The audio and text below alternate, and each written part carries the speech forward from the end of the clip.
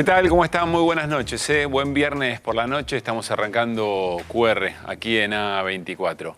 Bueno, el gobierno finge demencia y atribuye a la negligencia de un funcionario, de un solo funcionario, 5.000 toneladas de alimentos secuestrados en un depósito o en varios depósitos.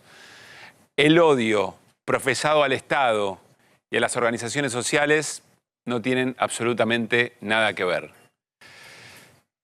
También finge demencia un sector de la oposición que le ofrece herramientas a un gobierno que odia al Estado y a las formas en que los humildes se organizan para paliar el hambre.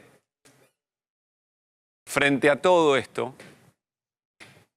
y con la excusa de todo lo que nos enoja, las cosas que han sucedido antes de este gobierno, nosotros, ustedes, nosotros, ¿no fingimos demencia también?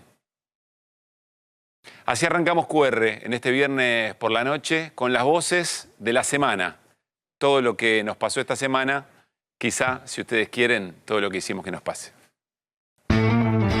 Tantas ganas de quemar esta mesa. Scioli, presidente. Estamos hartos de traidores, estamos hartos de gente que después se la pasa hablando del peronismo, mientras nosotros estamos militando. Tengo una mesa, te dice Scioli, presidente, y en estos días la pienso quemar.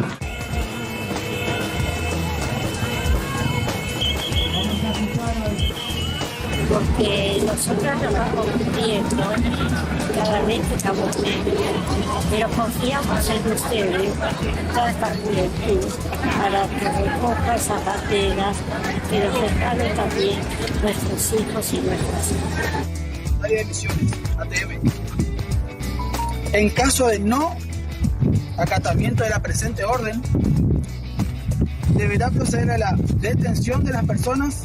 Este es uno de los pasos comunitarios de los comedores que el gobierno inventó diciendo que es fantasma.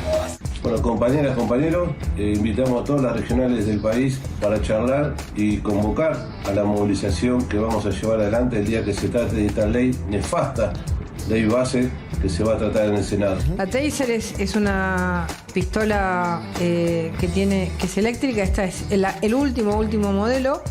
Acá con este seguro, yo abro este seguro y con esta luz. Ahí está iluminando. Guarda, se corren los cámaras, no, tranquilo. No, tranquilo, no está cargada. Ella no tenía, aparentemente, por lo que me informó la ministra ayer, la información que le habían brindado sobre esta alimentos de depósitos, no incluyeron que algunos de ellos tenían vencimiento, como el caso de leche en polvo, ¿no? Eso es lo que estamos viviendo hoy. Sonceras llevadas a un plan de gobierno. Y estamos viendo los resultados de esas sonceras cuando se intentan aplicar a la realidad.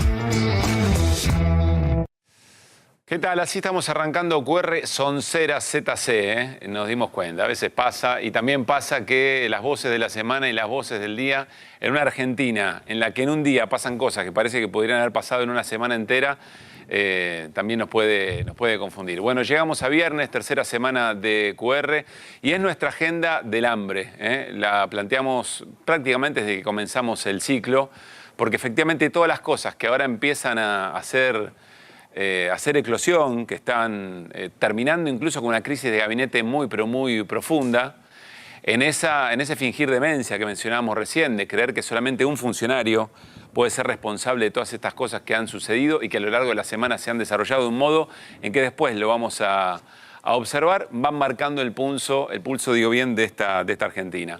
Quiero saludar primero a nuestra mesa y ya nos vamos a ir a un móvil muy importante.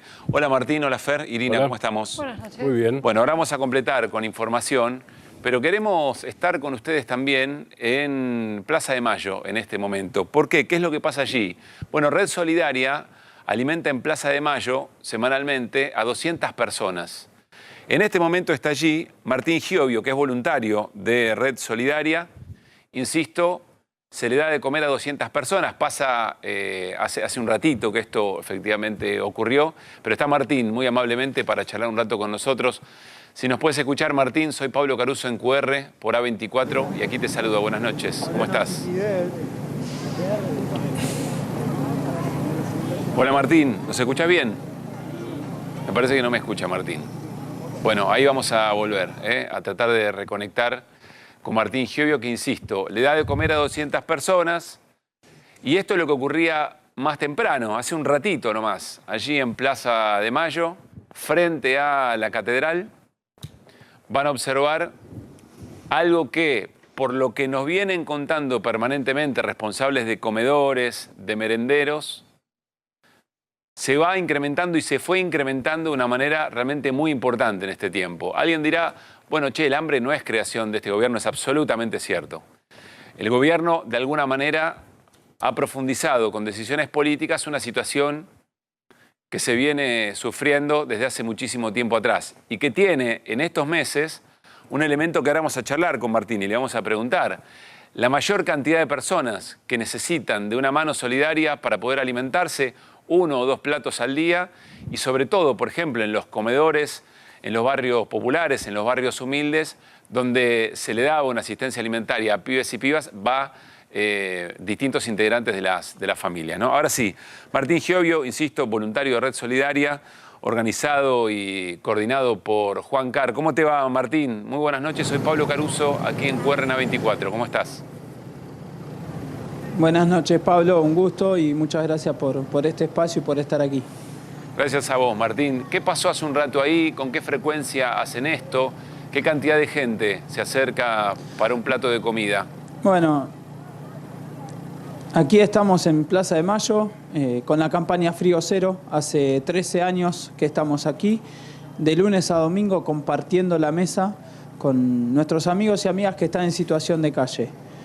Entendemos que el plato de comida es muy importante para encontrarnos, que también es muy importante el abrigo y la frazada que acabamos de dar y de compartir también, y que también es muy importante sentarnos a compartir la mesa, a charlar, a escucharnos, a abrazarnos, a mirarnos a los ojos, porque también entendemos que eso es muy importante, ¿no? Que no se sientan solos estos amigos y amigas, que sepan que estamos con ellos, que la calle no es un lugar para vivir, y aquí estamos, como te decía, hace 13 años, de lunes a domingo, compartiendo la mesa, y venimos de la semana pasada con la ola polar de hacer 3 noches junto a la Fundación Flecha Bus, donde muy generosamente pone a disposición micros para que nuestros amigos, después de cenar aquí, hayan cruzado a los micros y hacer un paseo por la ciudad, compartir algo calentito, compartir un chocolate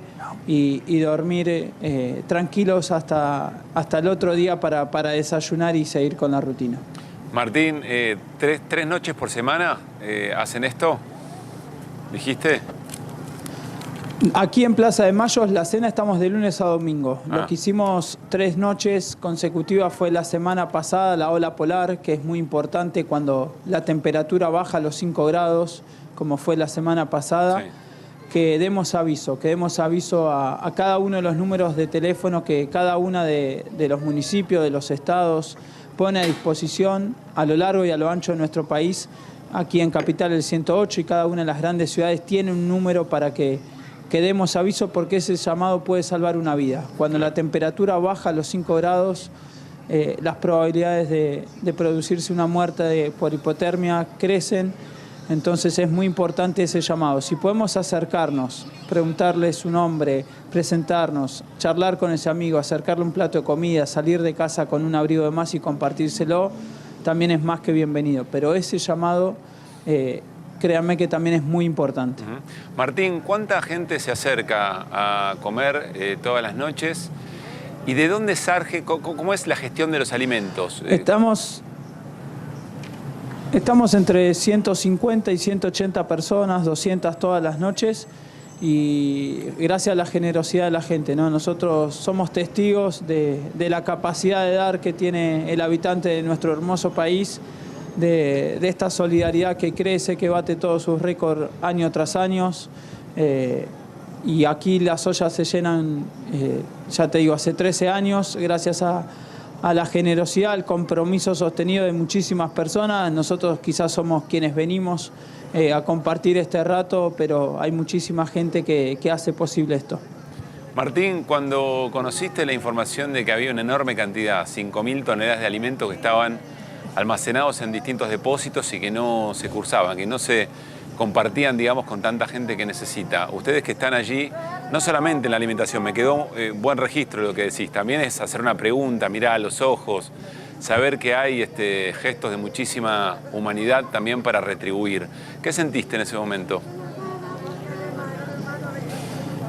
No sé, a ver, nosotros tratamos de aquí, desde este lugar que nos toca, de construir y de abrazar solamente a nuestros amigos, ¿no? Como te decía recién, para nosotros es muy importante venir por una persona, ya nos hace movernos, ¿no? Que estar aquí compartiendo este momento. El lunes vino May Cuyen a compartir su arte, su música, dignificar cada encuentro para nosotros es lo importante.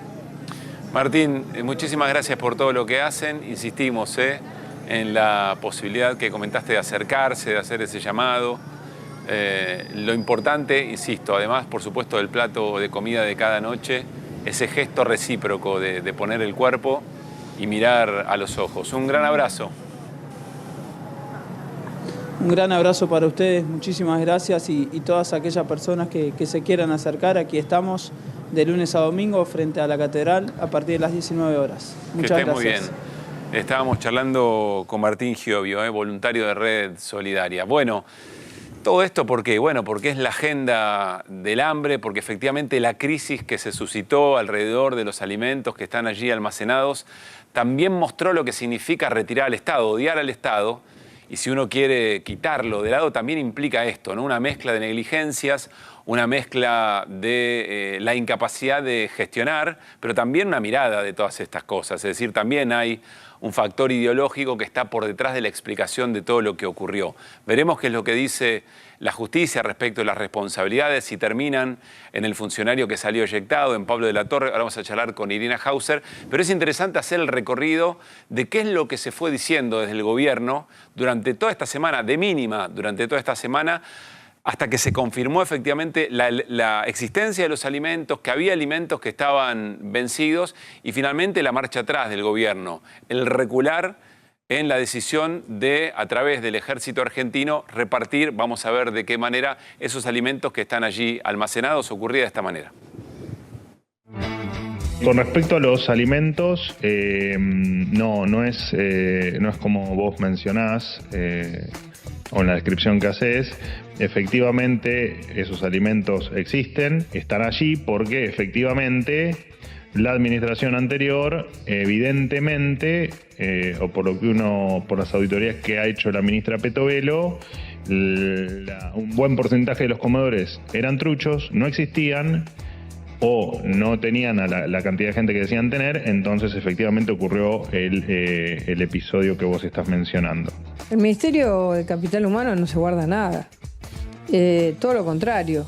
Lo que no hace es permitir que se roben la comida. Estos alimentos son reservados de forma preventiva para emergencias o catástrofes. Imagínate repartir todos los alimentos y que el día de mañana, Dios no lo permita, tengamos alguna catástrofe o alguna inundación o alguna cuestión que amerite la inmediata entrega de alimentos. Uno no puede no tener stock de estos alimentos, independientemente de que, como ustedes seguramente ya saben, de los famosos 5 millones de kilos de alimentos, 3.1 millones son o responden a yerba. Esta es la famosa yerba en la cual se montó esa opereta ridícula de cuarta, orquestada con Juan Grabois a la cabeza, que durante toda esta semana permanentemente nos pedían: entreguen los alimentos de los galpones, entreguen los alimentos de los galpones. Acaba de saltar por los aires el secretario de la Niñez, Pablo de la Torre. Bueno, es muy interesante, ¿no?, hacer el recorrido, porque todo comenzaba, Irina, en aquella definición de que había comedores que no existían y por ende el intento de deslegitimar a las organizaciones sociales que son responsables en muy buena parte de esos comedores. Organizaciones sociales que son esos vecinos y vecinas que tienen que hacer crianzas comunitarias que tienen que tratar de acompañar y dar de morfar, y que entonces organizan esos comedores. De ahí a que en realidad la comida esa estaba guardada para emergencias, de ahí a que en realidad la había comprado el gobierno anterior, termina en lo que recién Javier Calvo mencionaba, ¿no? En la eyección de Pablo de la Torre. Sí, la pregunta es ¿en qué quedamos, no? Claro. Después de escuchar tantos argumentos distintos, cuando, si hacemos buena memoria y volvemos al principio de este recorrido que escuchamos recién, acá lo primero que se dijo, que es lo que el gobierno piensa, que es lo que se trasluce claramente, es no les queremos dar de comer porque queremos mostrar que ellos se roban la comida, básicamente, ¿no? Claro, entre otras cosas. Los pobres organizados. Bueno, esta es la pregunta. Yo voy a ser un poco amable, lo voy a poner en términos de pregunta por el beneficio de la duda.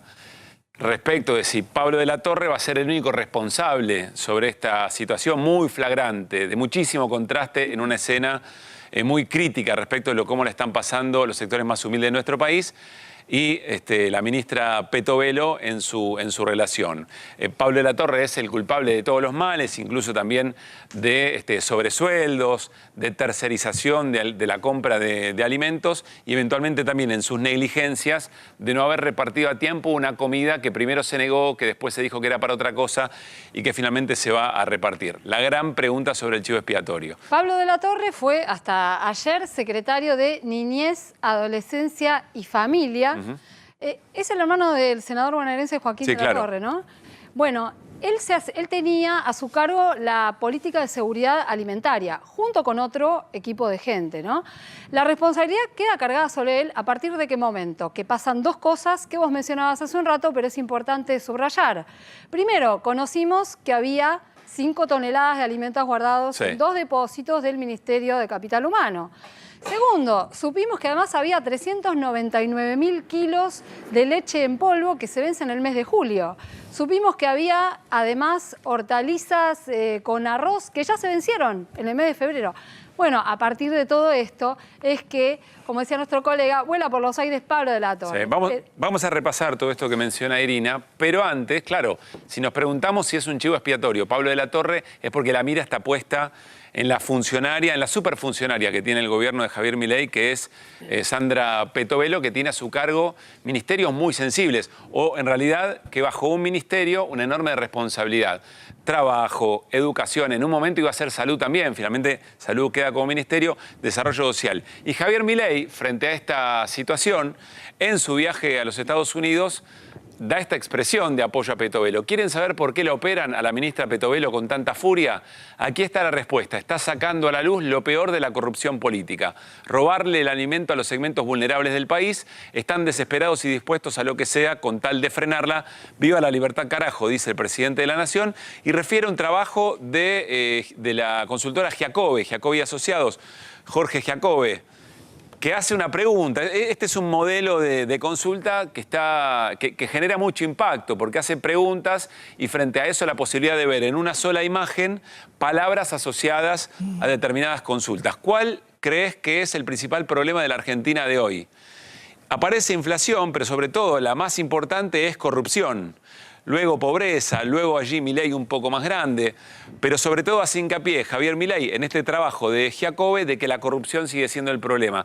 Y Milei focalizó en Petovelo como la ministra que iba descubriendo enorme cantidad de tongos, de hechos de corrupción, de privilegios, etcétera. ¿Se acuerdan ustedes? Permanentemente diciendo que Petovelo significaba eso en su gobierno. Sí, dijo también hoy que la mejor ministra desde el retorno de la democracia, ¿no?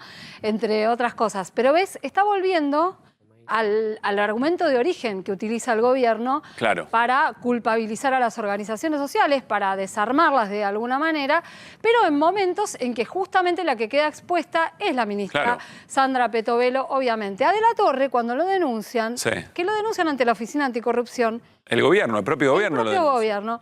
No lo denuncian por la comida estoqueada. Lo denuncian por contratos dudosos que se han hecho con la Organización de Estados Iberoamericanos, a través de los cuales aparentemente se habrían pagado sobresueldos y se le habría pagado a gente que no había sido todavía designada en el área justamente de niñez, que es la que estaba a su cargo.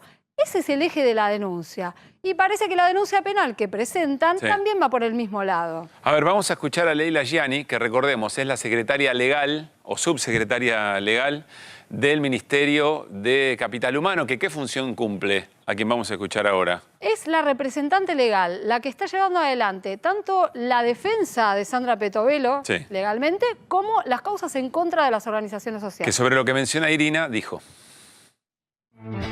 lo que pasó ayer con el ex secretario de Niñez es producto de su falta de control sobre los stocks de mercadería de los depósitos del ex Ministerio de Desarrollo Social en Villa Martelli y en Tucumán.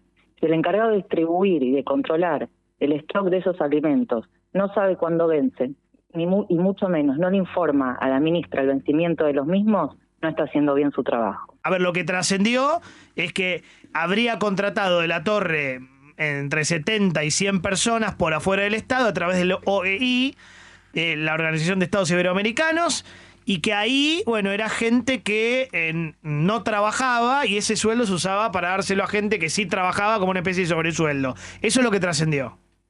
Exactamente. ¿Y esto es así? Eso es así. Eso se llama sobresueldo. Exacto. Así como lo decís. O sea, ustedes están denunciando que hubo sobresueldos en el Ministerio de Capital Humano. Y manejos irregulares en función del dinero que recibían las personas que facturaban a la OEI. Bien, allí lo que decía Irina, la denuncia es por sobresueldos, pero también Gianni dice, no, bueno, y si no le avisan a la ministra que efectivamente hay alimentos que se están por vencer, que están en estos depósitos, también es su responsabilidad. Por eso decíamos la pregunta sobre el chivo expiatorio. Sobre eso tengo dos preguntas igual.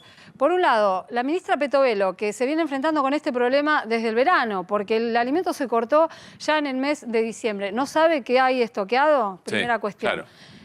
Es medio ingenuo, ¿no?, estar haciéndose esa pregunta. Y segundo, la ministra Petovelo, ¿qué convenio firmó con la Organización de Estados Iberoamericanos? Habría que ver, ¿no? Alguien me dijo hoy que convenios con ese organismo muchas veces sirvieron también para firmar contratos de precarización laboral, pero será otra historia. Devolveme un segundo el tuit de Milei, que nos llamó algo la atención. Insistimos, es el tuit que utiliza Javier Milei para señalar a la ministra Petovelo como la que le da pelea al problema que más preocupa a los argentinos y argentinas. Recordemos, en la encuesta de Giacobbe, ¿cuál crees que es el principal problema en la Argentina hoy en día? Pero reparen en esto. Miren dónde aparece el kirchnerismo como el problema principal para argentinos y argentinos en la encuesta. Y miren dónde aparece o en qué tamaño aparece el apellido Milei. Cuidado con esto, porque el presidente, en la defensa evidentemente apurada de Sandra Petovelo, está compartiendo algo que lo perjudica eventualmente, porque está reconociendo que hoy por hoy, argentinos y argentinas, en la encuesta de Giacobbe, no de QR, ni tampoco le hizo la Cámpora, eventualmente esta consulta, está reconociendo que el kirchnerismo es un problema más chico respecto del que representa Milei para las cosas que nos preocupan. Bueno, un dato, quizá, insisto, en el apuro y en el viaje que está haciendo el presidente Javier Milei, se le pasó un poco con el pulgar rápido en su repaso en redes y en las cosas que le van compartiendo. ¿Por qué es interesante también? Porque la razón por la cual, lo dijimos también en el comienzo del programa, porque si hay un fingir demencia que nos involucra a todos y a todas respecto de cosas que están pasando, si hay un sacrificio que hacer en nombre de estar mejor dentro de un tiempo, para el gobierno eso ocurre porque todo lo que pasó anteriormente es el verdadero problema que nos oprime, o es la verdadera razón de por qué estamos como estamos. Bueno, en esta encuesta, argentinos y argentinas, por lo menos, insisto, en el trabajo de Giacobbe parece estar indicando otra cosa. Creo que el que finge demencia es Manuel Adorni, ¿no? Que también salió a proteger hoy a Petovelo. Sí. ¿Por qué no la escuchamos? Dale. El presidente no deja de, casi te diría a diario, desde el 10 de diciembre, ponerla en valor. Para nosotros, la ministra Petovelo es una número uno y lo está dando todo en un ministerio tan complicado. y con tantas cosas que no nos han gustado de lo que ha pasado en los últimos años en lo que respecta y lo que venimos hablando, ¿no? De cuestiones de asistencia social y de toda una cuestión de, bueno, acá hemos hablado de comedores, de planes sociales, cuestiones que no funcionaban o que estaban, digamos, con cierta falta de transparencia, que la ministra Petobuelo está llevando un trabajo increíble para que efectivamente todo lo que tenga que llegar en materia de ayuda llegue a quien le tiene que llegar y que no haya en el medio nadie que se apropie de lo que no es suyo.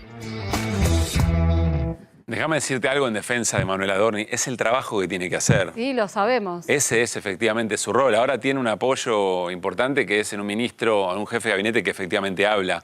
Pero caerle a Adorni porque hace lo que tiene que hacer, que es tratar de contener daños y que no se afecte la ministra estrella del presidente, me parece que es absolutamente lógico. Bueno, pero el jefe de gabinete también lo escuchamos al comienzo del programa, ¿no? Sí. Hace lo mismo. No me digas. Sí, escuchémoslo de nuevo. Se reparten la tarea, a ver. Sí. Tenía, aparentemente, por lo que me informó la ministra ayer, la información que le habían brindado sobre esta alimentos de depósitos, no incluyeron que algunos de ellos tenían vencimiento, como el caso de leche en polvo, ¿no?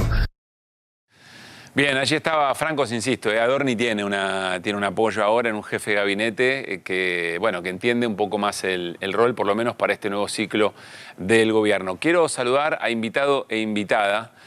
Ambos le tenemos mucha consideración en la tarea que hacen y por eso están aquí esta noche, en esta noche de viernes. Está Marisa Graham con nosotros, ella es defensora de niños, niñas y adolescentes. ¿Cómo te va, Marisa? Muy bien, gracias por estar aquí. Gracias. Y está con nosotros Omar Bascur, que integra la red de apoyo escolar, RAE, y que además lleva la administración de esos fondos provinciales y nacionales para el sostenimiento económico de esta red, que es la historia que les contamos nosotros. ¿Cómo te va, Omar? Bienvenido. Muchas gracias. Es la historia que les contamos nosotros en la semana de una red de comedores que tuvieron que decirle a un grupo de pibes y pibas y familias, en el marco de un apoyo escolar, en el marco de un apoyo de salud, que de un día para otro no iba a haber más plato de comida porque no habían llegado los fondos. Pero entiendo, Omar, que llegaron efectivamente los fondos. Sí, a partir de la difusión pública de la situación, el jueves a la tarde el Ministerio de Capital Humano nos depositó los fondos. Bueno, ¿y esto da tranquilidad? ¿Esto frena...? No da tranquilidad porque en primer lugar no sabemos si esto se va a volver a repetir y a su vez porque el problema sigue estando principalmente por el valor que paga el Ministerio de Capital Humano por la prestación alimentaria. Hoy estamos recibiendo 545 pesos por cada plato de comida y 200 pesos por cada merienda o desayuno, que claramente si uno toma el valor de un kilo de carne o el valor de la leche, digamos, ni siquiera te permite llenar un vaso de leche. A ver, explícanos esto porque hay mucha sensibilidad. ¿Cómo funciona la red de comedores o en este caso de las distintas actividades que hace, pero específicamente lo alimentario? ¿De dónde vienen los fondos? ¿Quién lo audita? ¿Cómo es ese recorrido? La red de apoyo escolar es una asociación civil que está compuesta por 17 centros comunitarios. Como el nombre le indica de la asociación, nuestra principal tarea es educativa. El apoyo escolar. El apoyo escolar y a su vez también tenemos proyectos pedagógicos autónomos para garantizar la alfabetización, el aprendizaje de las matemáticas y demás. Y a su vez realizamos una serie de actividades culturales, recreativas, deportivas y demás, todas atravesadas obviamente por la prestación alimentaria, porque nuestra población son las personas de bajos recursos y obviamente que con hambre no hay proceso de aprendizaje posible. Claro. A ver, ustedes tuvieron que verse en la dificilísima tarea, ni me la imagino, de tener que decirle a todos esos pibes y pibas que cuando llegara el momento, en el marco de las tareas educativas o de contención cultural o deportiva, que cuando llegara el momento del Morphy, eso no iba a estar. Sí, eso ocurrió el jueves. Sí, nosotros veníamos teniendo diálogo con el Ministerio. Hace 15 días notificamos que no podíamos comprar carne porque nos habíamos quedado sin fondos. Los fondos fueron transferidos ayer, cuando tenían que cubrir todo el mes de mayo y dado que no teníamos fondos, el jueves tuvimos que cerrar. La prestación alimentaria nosotros la realizamos mediante un programa que se llama Abordaje Comunitario, que es un programa del Ministerio de Capital Humano, que es uno de los programas con mayores auditorías del Estado Nacional en términos de política alimentaria. Nosotros al firmar el convenio informamos la cantidad de personas que asistimos, el tipo de prestación, la modalidad, los horarios, los días, los lugares, y el Ministerio hace auditorías aleatorias todos los meses para certificar esa situación. Y Omar, ahora le pregunto a Marisa, que está viendo en todo esto como defensora de niños, niñas y adolescentes. Yo sé que es contrafáctico, pero ¿vos crees que si no hubiera sucedido todo lo que sucedió en una semana y pico respecto a la existencia de los alimentos en depósitos, de los comedores que no existen, de las protestas, de lo grosero del contraste, crees que hubieran aparecido los fondos? No, porque ayer nos depositaron y era la tercera vez que nos habían dicho que nos iban a depositar. Digamos, ya habían pasado 2 veces que nos habían dicho lo mismo y era incierto. Lo único que nos decían es que no estaba en la voluntad del gobierno dar de baja el programa, pero que bueno, el Ministerio de Economía no estaba transfiriendo los fondos al Ministerio de Capital Humano. Marisa, ¿qué estás viendo en toda esta escena? Esta película, te diría. Bueno, nosotros empezamos a ver esta dificultad ya en diciembre del año pasado. Tuvimos algunas conversaciones telefónicas vía WhatsApp, te diría, con el ex secretario de Niñez. Me parece que es bueno aclarar, con Pablo de la Torre, me parece que es importante declarar que, o decir o aclarar que lo que antes era la CENAF, hoy no tiene nada que ver con la CENAF. Me parece que ahí hay un primer problema, ¿no? A ver, ¿qué era la CENAF? Ahora, lo que dirigía hasta hace poquito Pablo de la Torre era lo que sería antes el Ministerio de Desarrollo Humano. Sí. O Desarrollo Social. Y la Secretaría de Niñez, Adolescencia y Familia era la rectora de las políticas de infancia y adolescencia en la República Argentina, que quedó reducida a una subsecretaría de planificación de políticas familiares.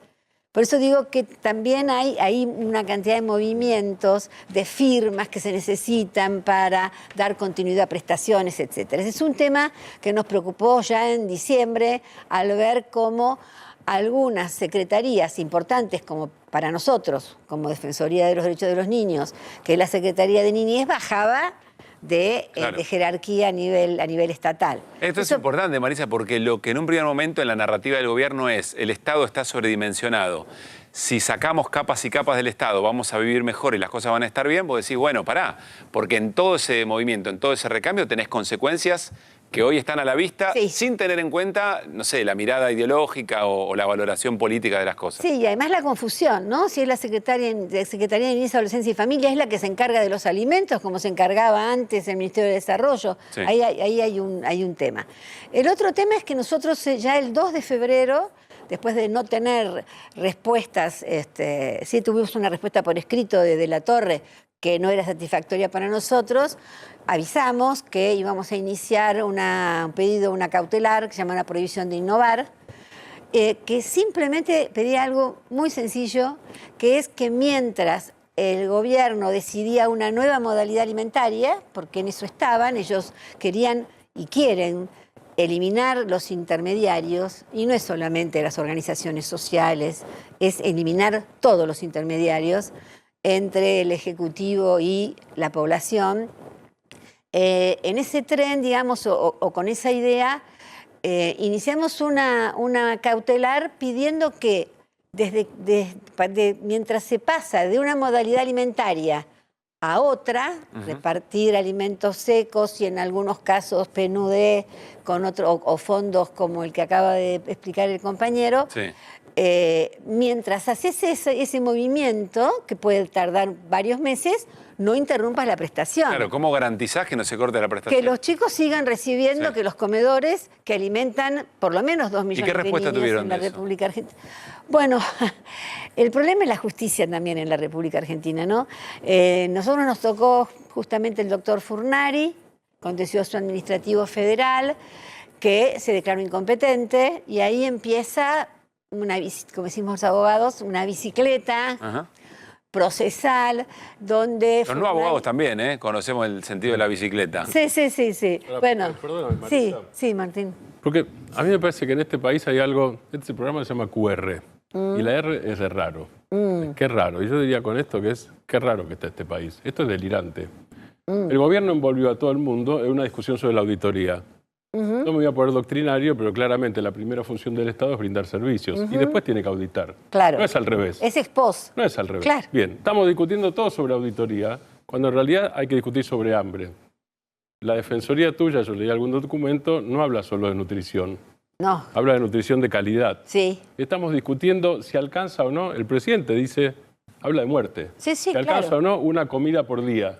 Exacto, no. Bueno, a ver. Estamos en el 2024 en la Argentina, país productor de alimentos. No podemos discutir si alcanza una comida por día o si, disculpen la vehemencia, o si el tema es la auditoría. ¿Es delirante o es cruel? Son las dos cosas. Ahora, en aquel momento, el 2 de febrero, todavía no hablábamos de auditorías, ¿eh? Lo que decían eran, estamos pasando de una modalidad a otra, vamos a hacer una licitación y a comprar alimentos en una contratación con la OEI, como decía Irina recién, pero mientras tanto suspendemos la producción de alimentos. No es que le decía, mirá, estamos descubriendo que hay comedores truchos, tenemos que parar. Todavía no aparecía la auditoría, digamos, esto fue posterior a por lo menos cuando nosotros iniciamos la acción, que es el 2 de febrero. Después se inician otra acción que es penal. El cambio de modalidad, me parece, es lo que contaba Omar Bascur recién, que es bajar el dinero, con lo cual baja la ración o la calidad de comida. Ese es el cambio de modalidad en un contexto ejercido por este gobierno. El cambio de modalidad es dar una tarjeta. Dijiste que hay 2 millones de niños y niñas que no están recibiendo alimentos. Y a ver, si nosotros tenemos un 58% de niñas y niños que viven en hogares bajo la línea de pobreza y casi un 18% bajo la línea de hogares bajo la línea de pobreza extrema, estás hablando alrededor de 2 millones y pico, un poquito más, de niñas y niños que están para que entienda la gente, que están bajo la línea de indigencia, que es comer o no comer. Ya ni siquiera hablamos de calidad. Es comer o no comer. Marisa, para trabajar con total honestidad intelectual, digamos, el hambre de los pibes no es una agenda de este gobierno. Es algo que... Nosotros decimos que el hambre es un crimen hace muchos años. El hambre es un crimen, pero digo, el hambre de los pibes y las pibas no es que comenzó en la asunción de Javier Milei. ¿Cómo diferenciás esos procesos? Es decir, hambre de un sector de la población muy importante había durante todo el año pasado, durante 5 años anteriores, etcétera. ¿Cómo diferenciás? ¿Qué es lo que cambió? ¿Sentís vos que cambió respecto de lo que venía ocurriendo y estos 5 meses de un modo de ejercer las políticas sociales? A ver, voy a tratar de ser concreta. Apenas asume este gobierno, hace algo que nosotros como DF saludamos, que fue duplicar la asignación universal por hijo, que no es ni un programa, ni un plan, es un derecho que tienen los chicos por el artículo 26 de la Convención de los Derechos del Niño, el derecho a la seguridad social, más la tarjeta alimentar. Duplican al doble, nosotros felicitamos eso, pero después vino el 25,5% de inflación, más, etcétera. Bueno, esos primeros 3 meses se comieron y licuaron ese aumento. Y ahí nosotros dimos una alerta de que ese aumento había sido bienvenido, pero que ahora no era suficiente. Después aparece la interrupción de la entrega de alimentos secos. Y otra cosa, está muy bien lo que dice el compañero, a nosotros nos auditan, etcétera. Ahora, a mí me parece, a nosotros nos parece, que es desconocer qué es lo que pasa en territorio. Totalmente. Está el territorio, nosotros llamamos territorio al suelo de nuestra patria, lo que está pasando en los distintos lugares. Si vos conocés, si vos caminaste las villas, los asentamientos, los lugares más vulnerables, en situaciones de emergencia económica y emergencia alimentaria, como está declarada la emergencia alimentaria desde el año 22 y todavía hasta diciembre del 25, vas a ver que hay comedores que no son auditados, y si son auditados no van a tener los papeles que se les pide, porque son mujeres que ofrecen sus casas, que son muy precarias en el medio de una villa donde la cloaca pasa por el medio y donde hacen el guiso cada vez con menos secos, cortando, lo digo bien así porque para que se entienda, cortando bien finita cada vez más ese pedacito de pollo, de carne que pueden comprar, o alguien les dona, o alguna iglesia, alguna parroquia, y no tienen papeles. Sí. Y lo hacen además arriba de una parrilla con carbón y ramitas. ¿Es así, Omar, en lo que ustedes viven cotidianamente? Sí, tal cual. Nuestra discusión actual con el programa es que frente al vertiginoso aumento de las tarifas, sí, nos tienen que reconocer el gas. A ver, ¿cómo cocinamos? ¿Qué tenemos que agarrar? Madera, carbón, es que hacen eso, madera, prender sí, y madera prender y fuego si no nos reconoces el gas. Para que nos reconozcan el gas tenemos que dejar de comprar alimentos o artículos de limpieza.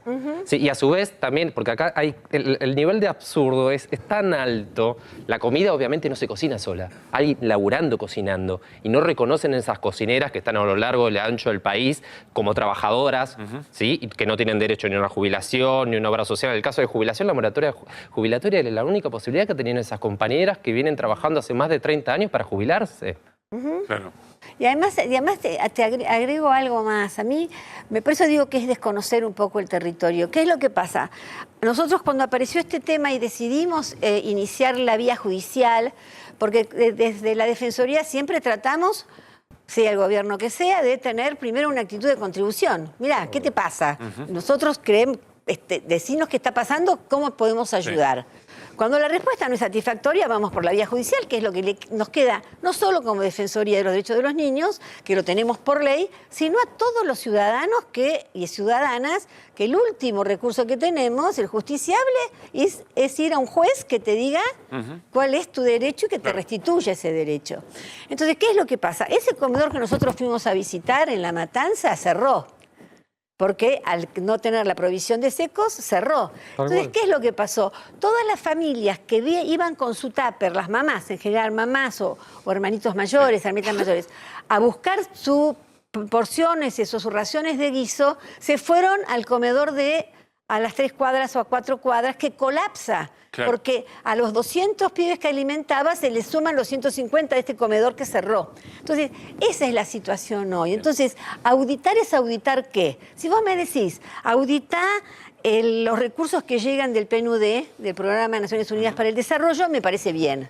Si vos me decís, ahora auditar a estas compañeras que ponen sus propias casas, sus propios espacios pequeños y absolutamente rudimentarios, no vas a encontrar todos los papeles en orden, estatutos, etcétera, etcétera, que es lo que puede pedírsele a cualquier sociedad. Vamos a ver, por supuesto, cómo sigue todo esto, qué pasa con el compromiso de repartir esos alimentos que están en esos galpones. Marisa, Omar, muchísimas gracias por haber venido. Gracias a ustedes por la invitación. No, gracias a vos. Bueno, quiero que me acompañen, vamos a la pantalla, porque quiero mostrarles nuestra plataforma audiovisual. Tenemos una oferta de lo que hemos recorrido durante toda la semana. ¿Estoy al revés? Me voy al revés. Es nuestra oferta, insisto, de lo que fuimos viendo de lunes a viernes hasta el día de hoy en una suerte de portal. Arrancamos con la Agenda del Hambre, fue el lunes. Y todo lo que pasó después. Pero en ese momento ya había muchísima claridad de que se nos venía y que teníamos como oferta una película de terror, que es la película del hambre, que insistimos, no tiene que ver con este gobierno, pero lo que recién contaba Marisa, de todas las cosas que fueron ocurriendo y cómo se empeoró una situación que evidentemente le estamos dando pelea hace tiempo, nos llevó a establecer a nuestra semana como la semana de la Agenda del Hambre. El mismo lunes compartimos otra película. En este caso el género es comedia. ¿Dónde está el piloto?, nos preguntábamos. ¿Por qué? Bueno, porque el presidente Javier Milei salía hacia los Estados Unidos con la secretaria general de la presidencia, Karina Milei, con el ministro de Economía, Luis Caputo, ¿y quién quedaba? Era una pregunta que se hacía Pablo Ibáñez, muy certera, porque el jefe de gabinete ya estaba casi con un pie afuera, y porque la vicepresidenta Victoria Villarruel, a través de otro vocero que no es Adorni, Milei nos dio a conocer que la llamaba bicha cruel. Bueno, finalmente esto terminó antes de que comenzara ese viaje de Milei a los Estados Unidos, con el despido de Nicolás Pose, la asunción de francos y muchas cosas que vieron después. Nos vamos al martes. El martes, película de misterio, tuvimos en nuestra plataforma. Un enroque. ¿Qué significó? Bueno, lo que recién les contábamos. La salida de Nicolás Pose como jefe de gabinete, la llegada de Guillermo Francos, ministro de Interior hasta ese momento, ahora como jefe de gabinete, que además incorpora la tarea de ministro del Interior y tenía mucha cosa para hacer con el gobierno por fuera, por supuesto. Nos vamos al miércoles, son nuestras portadas de la semana, el recorrido que tuvimos. El miércoles tuvimos una suerte de comedia de enredos, básicamente, que tiene que ver con lo que pasó con el gas, la no previsión, haber cortado la obra pública y que eso generara que plantas que le metían presión al caño de gas hiciera que no hubiera gas, y finalmente nos preguntábamos cuál es el estado del gas. en lo que tenía que ver con las fábricas. Garrafas, en un ratito vamos a hablar con Fer Cerolini qué es lo que está pasando con el precio de las garrafas, las estaciones de servicio. Teníamos efectivamente una comedia de enredos respecto de lo que pasó con el gas. Nos vamos al jueves. El jueves tuvimos, o ese mismo miércoles incluso, atención porque acá tenemos parte 1, parte 2. Guillermo Francos como jefe de gabinete en una de espionaje, podríamos decir, moviendo las fichas del tablero. ¿Qué fichas movió el miércoles Guillermo Franco? Bueno, movió las fichas de los gobernadores, ¿no? Maximiliano Puyaro, allí lo tenemos a Frigerio de la provincia de Entre Ríos y Yarlora de la provincia de Córdoba. Y esto nos trae a la parte 2. La parte 2 es el mismo Guillermo Francos, en este caso, moviendo las fichas de senadores y senadoras, mover las fichas 2, insisto, la segunda de espionaje, pero que a Francos lo pone como un movimiento muy certero y muy positivo por parte del gobierno. ¿Por qué? Bueno, porque le da una primera victoria, si ustedes quieren, política en el Congreso, que es conseguir dictamen en el Senado para que se pueda tratar finalmente dentro de 2 semanas la ley bases y el paquete fiscal. Es importante lo de las 2 semanas y no la semana que viene, que el gobierno podría haberlo hecho. ¿Por qué? Y porque evidentemente todavía para el partido definitivo, que es en el Senado, todavía no deben estar los votos que el gobierno finalmente necesita. Bueno, tenemos entonces de espionaje 1 y 2, con Guillermo Franco moviendo fichas. Y tenemos la portada de hoy, la portada de este viernes.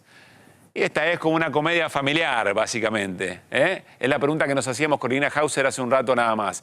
Con la salida de Pablo de la Torre, señalado como el responsable de todos los males, alrededor de lo que estábamos charlando recién, sobre aquello que comenzó el lunes con la película de terror, La Agenda del Hambre, y Sandra Petovelo, ministra muy querida, la más valorada por el presidente Javier Milei, tratando de hacer equilibrio a partir de un chivo expiatorio. Pablo, la portada... Sí, Irina. Algo sobre esto. Dale. Se fue el chivo expiatorio, sí, pero al día de hoy Sandra Petovelo tenía que haber cumplido con un mandato judicial, que es entregar su plan para distribuir los alimentos. Claro. Y no lo hizo. Por eso, el juez Sebastián Casanelo le avisó a la Cámara Federal, que es donde Sandra Petovelo va a ir a discutir esta medida, que está incumpliéndola. Es decir, Sandra Petovelo puede llegar a tener un problema a partir de esto. Se corrió el chivo expiatorio, pero ahora Sandra Petovelo va a entrar en primer plano. Bueno. La justicia le hace paso y sobre todo la Cámara Federal. Bueno, esa historia está en desarrollo, si ustedes quieren. Claro. Se está filmando esa historia, que probablemente sea la portada de la semana que viene.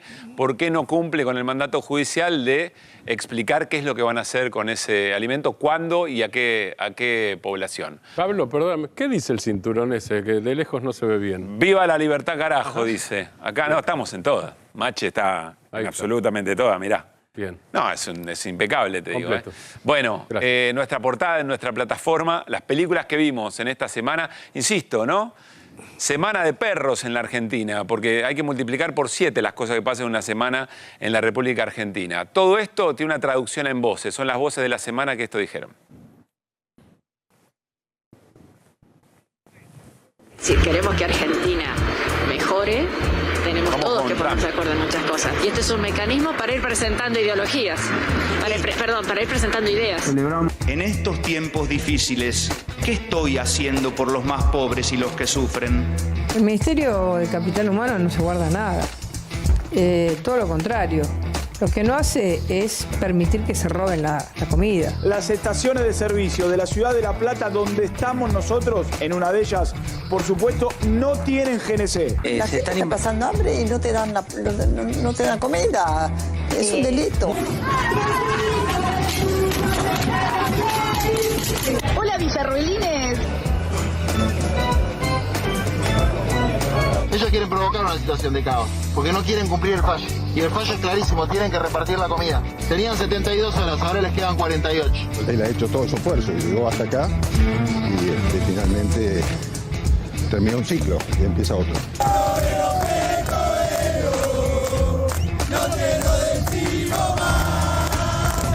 Se va a cumplir lo que dice el presidente, que no quiere ver muerto en la calle. Si yo tengo una institucionalidad y tengo mandato hasta el 2026 y me renuncia a toda la gente para adelantar las elecciones, ¿cómo se llama eso? Golpe de Estado, ¿no? Desde 1984, el GNC fue creado como una política de Estado con la llegada de la democracia y hasta el día de hoy nunca faltó GNC.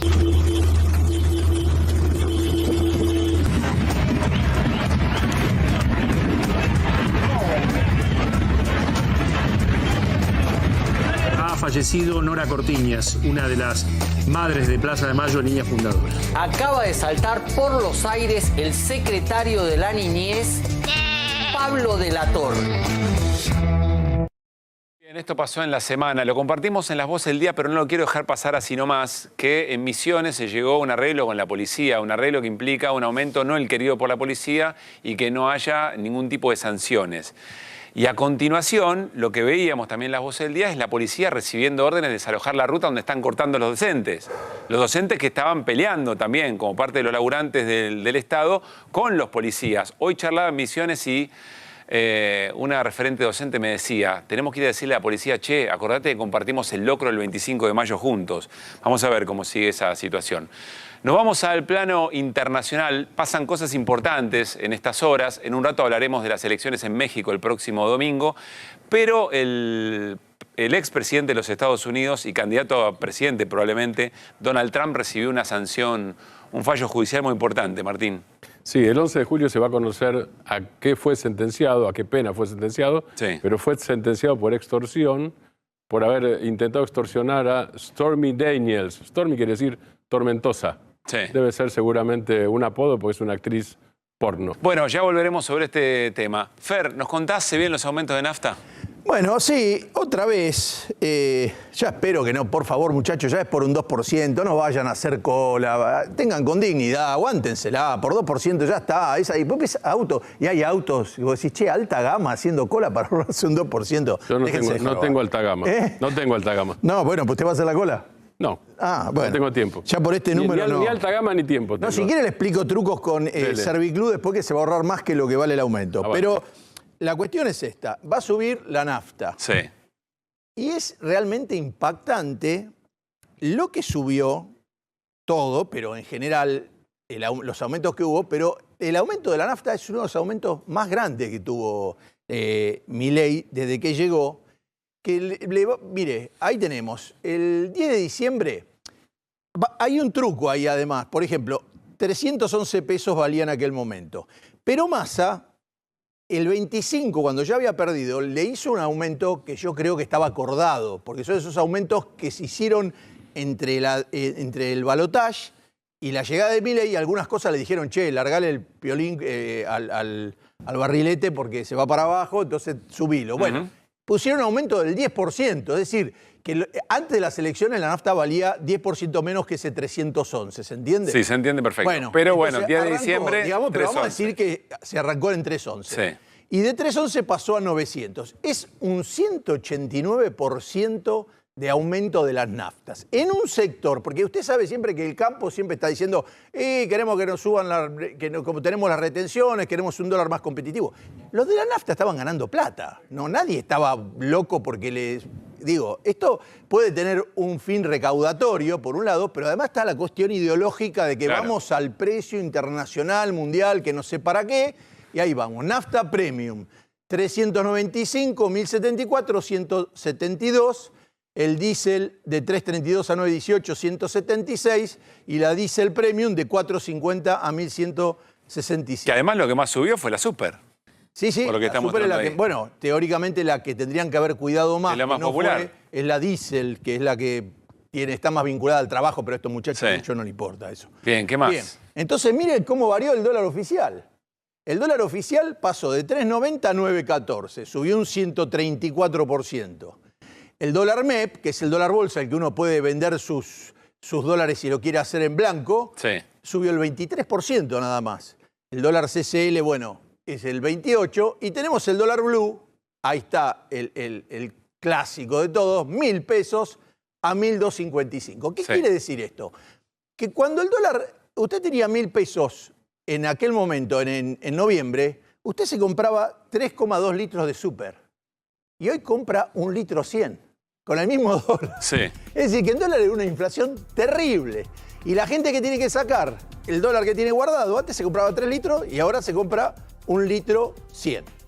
Y lo mismo pasa con el diésel. Claro. Es decir, que estamos en el horno. Es decir, de vuelta estamos analizando aquello de los precios relativos, que el precio relativo más importante es el del salario. El del salario. Sí, ¿cuánto podés comprar? Pero ¿cuánto... también hay una teoría de Milei esta de que quiere monetizar con los ahorros de los argentinos, que vayan a romper el chanchito. Te lo rompías el chanchito en noviembre, tenía 3 litros, ahora compras 1. Claro. Nosotros, nosotros en vez del índice Milei usamos el índice Loto en este programa. El índice Loto, me encantó, queda. Ahí Muy tenés bien. la inflación. A La ver. inflación fue del 25 en diciembre. ¿Te gustó, Claudio, esa, La escalerita esta. Perdón, Claudio, ¿te gustó el índice Loto, queda?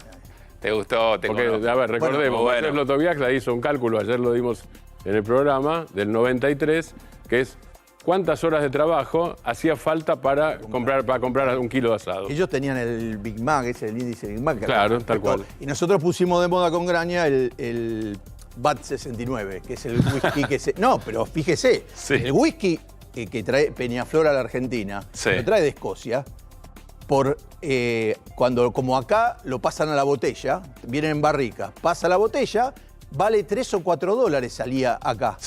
El mismo whisky en Uruguay y en España vale 11 dólares. Está bien, ya me está mezclando whisky y nafta. Y bueno, no va a ser un es lo mismo. Está bien, muy bien. Whisky y nafta son... ¿Le quedó alguna placa o dejamos? Los dos. Pero no hay que mezclar alcohol. No hay más placa. Bueno, acompáñenme, les quiero mostrar algo, se van a sorprender. El gran hallazgo de Matías Salomón, nuestro productor. ¿Podés devolverme?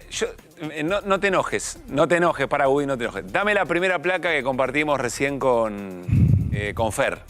La primera, que es el aumento de la nafta. Dame la primera. Bien, vamos a retener este número. Nafta Super, 311 pesos en diciembre. Uno podría decir que este era el precio de la nafta de Massa, ministro de Economía. Claro. ¿Sí? Bien, hoy estamos en 900 mangos. Dame el tuit con el que en este momento, en el momento de la campaña electoral, el trolaje de la Libertad Avance, es decir, el ejército de trolls de Javier Milei en el marco de la campaña. El trolaje puede el ejército. Ambiguo, sí, ahí tenés, mirá. Ahí lo tenés. Mirá, uno de los usuarios, el trumpista. Mirá la pregunta que se hacía. ¿Cargar nafta? ¿De cuándo es esto? Octubre del 23. ¿Cargar nafta? Tarifa Massa, 248 por litro. Es decir, antes de ese aumento que había mencionado Fer. 248 por litro. Tarifa Milei, 153 por litro. Esta era la promesa. ¿Cómo estaba compuesta la promesa? Bueno, por esto que vemos acá, por el tema de los impuestos. Con impuesto 248, es decir, la tarifa Massa. Nosotros venimos, sacamos los impuestos, si no me corto un brazo si tengo que agregar impuestos, y te voy a llevar a una nafta, 1 litro de nafta de 153 pesos. Esta era la promesa de campaña, es decir, llegamos nosotros, eliminamos el Estado, sacamos los impuestos y vas a pagar 1 litro de nafta de 153 mangos. Claro, él decía en aquel momento, si en aquel momento lo hiciéramos, digamos, ¿no? Está claro cuál es el juego. Devolveme la anterior. 311 estaba en ese momento y está a 900.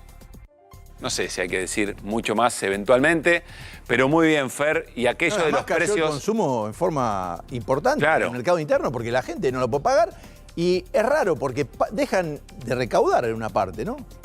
Bien, gracias, Fer, muy importante. Y sobre todo, insisto, cuando escuchemos precios relativos, cuando nos digan que se están reacomodando y que piensen en esto.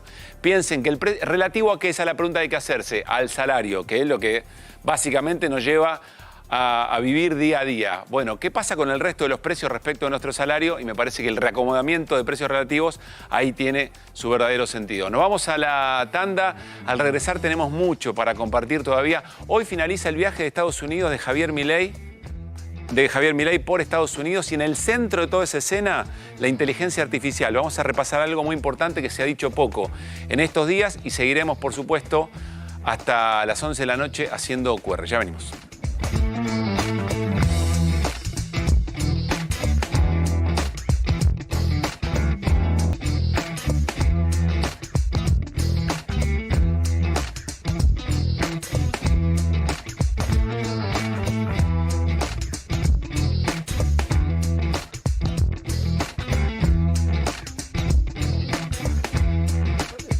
Muy bien, seguimos en QR, ¿eh? Noche de viernes ya sé, es un montón, pero nos apasiona, nos gusta, estamos acá y tenemos muchas ganas de contarles más historias hasta las 11. A ver, está claro a esta altura del partido y con casi 6 meses de gobierno de Javier Milei que hay una discusión, está la moneda en el aire de un sector de la sociedad que dice, bueno, hay algunas políticas del gobierno de Javier Milei que tienen sentido, el sentido del sacrificio. Hacia adelante las cosas van a estar mucho mejor. Otro sector que dice, no, se podría haber hecho otra cosa, no era necesario todo esto. Lo cierto, disculpen, lo cierto es que como consecuencia de las políticas de gobierno de Javier Milei, y esto lo reconoce el propio gobierno, está esta idea de un ajuste, el más importante de la historia, que está afectando algunos verbos esenciales en la vida cotidiana de la gente, y sobre todo de los pibes y de las pibas. Muchos de ellos los repasamos esta semana. El verbo comer, el verbo sanar, el verbo educar o educarse. Pero hay un verbo que es hermoso, es el verbo que a mí personalmente es el que más me gusta, que es el verbo jugar. ¿Por qué? Bueno, porque tiene todo lo de lo lúdico, y lo lúdico implica el goce de aquello que no necesariamente tiene un beneficio específico más que jugar, y también porque implica un ponerse en juego. Hay una posibilidad concreta, está en discusión, nos va a contar ahora Martín Granowski, de que se suspendan los juegos Evita, que cambien de nombre, que se desfinancien. Los juegos Evita que fueron pensados en su momento para una contención general de las infancias en momentos en que jugar, ese verbo tan hermoso, implica tantas otras cosas como la que estábamos compartiendo hace un momento nada más. El gobierno no da pelota, ni pelota da el gobierno. De esta manera lo presentaba o nos contaba lo que efectivamente estaba ocurriendo el secretario de Deportes de la provincia de La Rioja. Tuvimos un Zoom con los secretarios de Deporte de la Nación. No todas las provincias estuvieron presentes, 15 provincias, faltaron 9. Y con la presencia del secretario de Deporte, Turismo y Ambiente, Daniel Scioli, la presencia del subsecretario de Deporte, Julio Garro, y también una suerte de coordinación, creo que es a nivel nacional, en deporte, compañero Ridao. Triste la noticia porque nos hicieron conocer que los Juegos Deportivos Nacionales Evita desaparecen. A partir de hoy ellos designaron y tomaron la decisión de cambiarle el nombre a estos importantes juegos y a partir del día de hoy se llamarían Juegos Deportivos Nacionales. Desaparición de casi la mitad de las disciplinas deportivas en el deporte convencional, exactamente lo mismo con el deporte adaptado.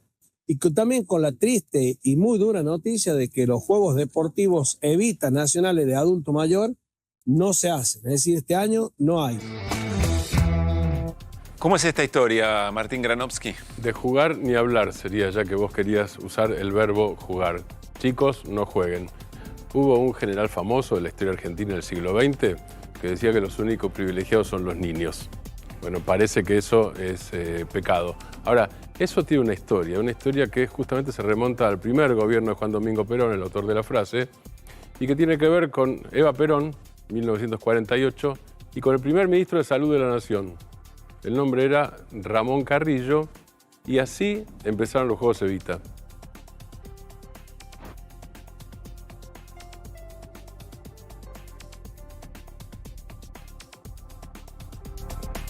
Ahí vamos a compartir un fragmento de los fundamentos de los Juegos Evita, pero explícame, ahora, insisto, lo vamos a ver, ¿qué tiene que ver Ramón Carrillo, un médico sanitarista de los más importantes, o el más importante que ha tenido en la Argentina, con el deporte o con los Juegos Evita? Es que si uno se ubica en la historia, 1948, no existía la penicilina, recién había los antiperonistas lo llamaban aluvión zoológico. Lo que había era una inmigración masiva hacia las ciudades desde Santiago del Estero, desde las provincias, para la clase obrera que había empezado en la década del 30. Antes era ínfima, digamos. Esto era para la industria. Y lo que había eran familias y chicos. Y cuando hay familias y chicos, si alguien tiene una idea social, una de las cosas es, ¿y esos chicos cómo están? ¿Cómo están de salud? No sé, yo no sé ustedes, yo soy más viejo que ustedes, mucho más viejo, pero En la primaria había un cierto control, la primaria pública, por ejemplo, dentista, ¿no es cierto? Sí. Digo, cada tanto te revisaban y además te vacunaban, etcétera, etcétera. Bueno, el principio de la gran política sanitaria empieza con eso. Entonces era jugar y era, antes de curarse, prevenir, saber cómo están. Y lo primero que había que saber, el primer grupo del que había que saber cómo estaban, eran los chicos. El primer ministro de Salud no era ministerio. Primer ministro de Salud, con Juan Perón, Ramón Carrillo, 1948. A ver, ¿cómo se presentaba esto?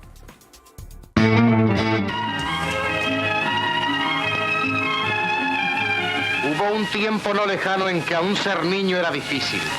Ellos que debían tener todos los derechos, no tenían siquiera el derecho de jugar. Nuestros pibes se volcaron en masa a inscribirse en el campeonato. Las autoridades de salubridad tendrían a partir de ese instante una ficha personal de cada uno de los niños que intervinieran.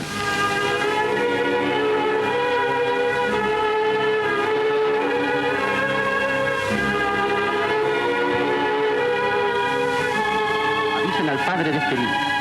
Tiene su dirección, ¿verdad? Sí, doctor. Queremos la ficha de todos los niños revisados. Bien. Ajustados todos los detalles que demandan grandes esfuerzos de organización, comienza en todas las provincias la selección de los equipos. En zonas frías, en tierras cálidas, en canchas a 4.000 metros de altura. En fin, en toda la patria, el campeonato está en marcha.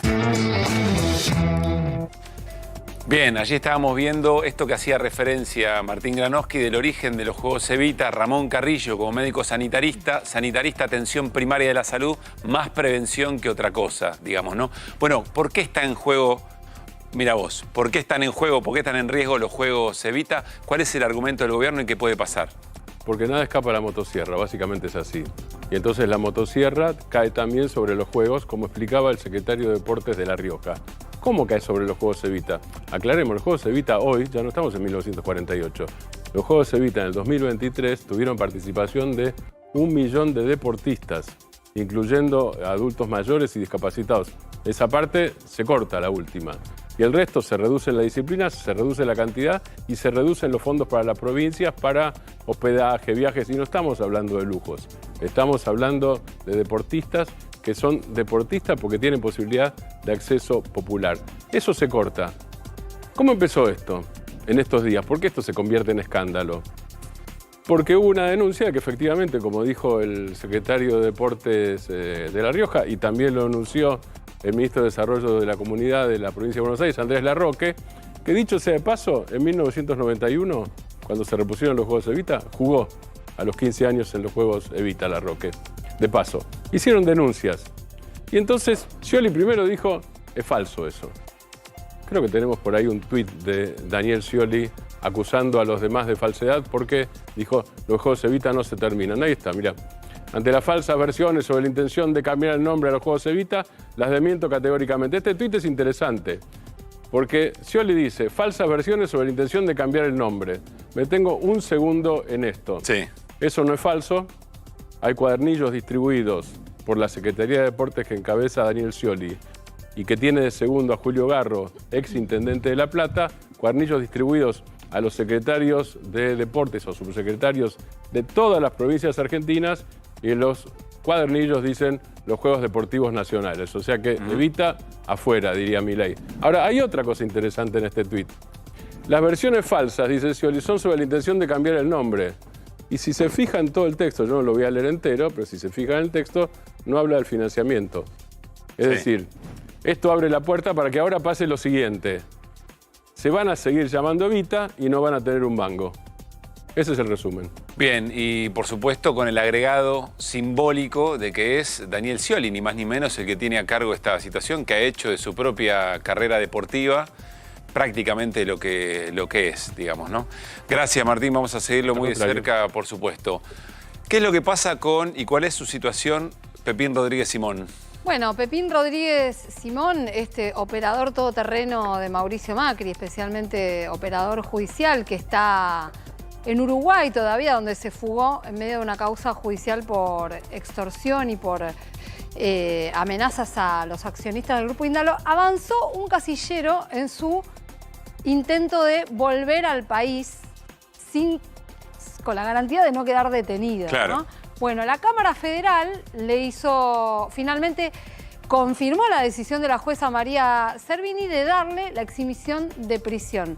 ¿Por qué ocurre esto? Bueno, Pepín Rodríguez Simón este año, evidentemente, percibió o le avisaron que había un clima propicio dentro del Poder Judicial y en la política, como para que pudiera volver sin peligro, ¿no? ¿Por qué? Porque nunca fue indagado. ¿Por qué? Porque se escapó. En Uruguay pidió ser considerado un refugiado político, le dijeron que no. Se lo dijeron distintos organismos y se lo dijo la justicia, usted no es un perseguido político, bueno, y se ve que pasó todo este tiempo, desde diciembre de 2020 que se fue, y ahora encuentra este terreno favorable. Dos camaristas justamente de la Cámara Federal de Comodoro Pi, son los que le dicen, bueno, muy bien, le damos la exhibición de prisión. ¿Por qué? Porque tiene que continuar la causa, se tiene que presentar, ha dado muestras de que va a venir y se va a quedar acá, que se va a quedar en el domicilio que ofreció. Pero ¿cómo puede dar muestras si efectivamente cuando tenía que presentarse a la justicia decidió fugarse? Bueno, pedir eso es lo que le asilo? dice el otro juez que vota en disidencia, Claro. Martín Irurzu. No, pero se fugó y además, ¿de dónde saca? ¿De dónde una cosa saca sola. Si yo vengo a la justicia y le digo, a mí me tienen que eximir, me pueden eximir de prisión y me dicen que sí. Empiezan a preguntarme cosas y descubren que tengo mamá sucio como una papa. Es que esta gente no te va a preguntar mucho, ese es el tema. Claro. Pero si te descubrieran algo muy desastroso, tampoco te pueden quedás para siempre. Pero sin posibilidad de ser detenido. ya tenés un elemento, que es que cuando te tuviste presentado ante la justicia decidiste bueno, esconderte. puede ser que el tipo de delito sea algo que pueda el juicio seguir en libertad. Pero digo, si te analizan y te dicen, mira, descubrimos esto, flaco, vas en cana. No, vos me dijiste que no. Lo que vos decís está bueno, porque lo más curioso de este caso es que no había peligro para que Pepín Rodríguez Simón quedara preso con los delitos que le atribuían. Claro. Sin embargo, él eligió irse, presentarse como un perseguido, porque eso fue lo que hizo. Este voto en disidencia de Irurzu, muy curioso, le dice, nadie le dijo a usted que es un perseguido político. Claro. ¿No? Y sin embargo, los otros dos jueces dicen, bueno, no, está bien, que se quede acá, le damos la exhibición. Siempre se supo dónde estaba. Bueno, siempre supo dónde está. Tiene que pagar una fianza, lo único. Son como 3 millones de dólares. Le dijo a la jueza María Servini... Hay que tener 3 millones de dólares. No, es que le dijo que no los tiene, pero que probablemente contrate un seguro de caución. Esta historia puede continuar porque todavía se puede apelar. Gracias, Irina. Lo vamos a seguir de cerca también. Lo caro y lo barato. Desarrolle, Serolini. No, a ver, es viernes, yo quiero darle una alegría a la gente y cuando fui a hacer compras para el supermercado mías, veo que está muy barato. El tipo va a hacer lo suyo y está pensando en todos nosotros, ¿te das cuenta? Sí, yo trabajo, pero bueno, estábamos con el tema del gas. Está también el tema de la preocupación que hay con el tema de las garrafas, porque con este tipo de frío, yo estuve averiguando un poco cuánto gasta la de 10 kilos. ¿Cuánto puede durar? Y puede durar muy poco en alguna casa con 2 personas. Cuando la usan para cocinar puede durar entre 7 y 10 días si la usan para bañarse y para cocinar. Y entonces tienen que tener 2 o 3 por mes. Pero si son 4 en la casa y ya la usan para calefaccionar, ya se gasta, parece que bastante más rápido. Bien. Este es el precio de lo que es hoy una garrafa. Si tomamos también de noviembre, subió 130%, subió un poquito menos que la nafta. Es una cifra muy importante porque, bueno, no subió tanto como va a subir el gas domiciliario porque no tienen el transporte. El transporte, digamos, toda la estructura que está armada no se la cobran. El domiciliario, lamento decirle a la gente que sabemos que nos va a aumentar entre el 5 y 7 veces con respecto al año pasado. Pero las garrafas pasaron, sí, de 3.300 pesos a 7.500 la más chica. Una garrafa de 10 kilos. 10 kilos. ¿Que ¿Cuántas necesitas por mes ponerle para calefaccionarte? Entre 3, 4, según la cantidad de gente. Digo, 2 y la gente, bueno. Y además, a veces el peligro también del gas, la gente a veces con el tema del frío y ahorrar, el tema del monóxido de carbono, siempre tiene que haber una pequeña endija, dejarse una abertura, porque por más que entre frío, te salva la vida, porque el otro es como te morís. ¿No? ¿Sabes que me llamó la atención ayer? Nos dijo Darío Martínez, charlando con nosotros, ex secretario de Energía, que si estuviera completado todo el tramo del gasoducto Néstor Kirchner, estaría en condiciones, no quiere decir que inmediatamente, pero se estaría en condiciones de establecer gas de red a todo el país. Lo estoy pensando ahora. Quiero decir que Sí. sigue estando en ANSES para la gente que, digamos, la garrafa social tiene un descuento la primer garrafa, nada más, todo el mes, pero esa tiene un 80% si te anotás en ANSES con determinados... Y después, cuenta DNI, el que tiene cuenta DNI, que sabe para comprar carne, para todo, te devuelve de la compra de garrafas 3.300. Bueno, buen dato. Intuyo que esto es lo caro. Dentro de lo barato, esto es lo caro. Esto es lo caro, sí. Sí, señor. ¿Podemos ir a lo barato? Y ahora vamos a ver, hoy en algunas de las cadenas de supermercados hay 40% en vinos. Mire al precio que quedaron algunos vinos. El Don Valentín Lacrado, que en una época tenías una botella de esos, eras un jerarca. ¿Te acordás? En los años 70, 80 fue uno de los vinos clásicos. Bueno, 1.980 pesos. Y 1.994 el Finca Natalina. Hoy traje vinos baratos, no se pueden tomar. Mire usted, 1951 en San Telmo. ¿Se pueden tomar? No pregunte demasiado. No, hay muy buenos. Yo le hice comprar uno al señor. Así es. Uno de Char, Cafayate, que es muy bueno y vale 2.200 pesos. Bien. Ese lo recomiendo especialmente. De estos 4 me quedo con los 2 anteriores, le digo Cerolini. Bueno, pasemos a ver algún vino más, a ver qué es lo que hay. ¿Hay algún vinito más? Hay uno que traje... Bueno, este también, 2160, el Cuesta de Madero, que ahora ha vuelto, está con un nuevo formato, una nueva etiqueta. Pasemos a ver si hay alguno más, hay alguno... Bueno, pasamos a la banana. La semana pasada las bananas estaban a este precio, en este supermercado, 1.199 pesos, que ya era barato. Y son las bananas de Ecuador, no la salteña más chiquita, que a mí me encanta, pero es más barata. Mire cuánto está esta semana. ¡Epa! 199 pesos hasta el martes. Bueno, no sé qué pasó, pero que no le venderían, que se llama la banana, no dura mucho, hay que venderla rápido. Pero bueno, he comprado bananas, he comprado distintas, y hay algunos vinos, muy buenas ofertas, los vinos caros en los supermercados cuando te dan el 40%, el 3x2, el 4x2, realmente se encuentran a precios que no se encuentran en las vinerías. Toda familia que se precie como tal tiene que tener, ¿no? Vino y banana, por supuesto. Claro. Y aquí bueno, Fer Cerolini ¿Eso ofrece... es porque es país bananero? No, esa es otra cosa. Bien, nos vamos a ir a la tanda. Y al regresar, otro segmento que inauguramos esta semana y que nos encanta. El Club de la Casta, el club del que somos afiliados todos y todas en la Argentina. Dale.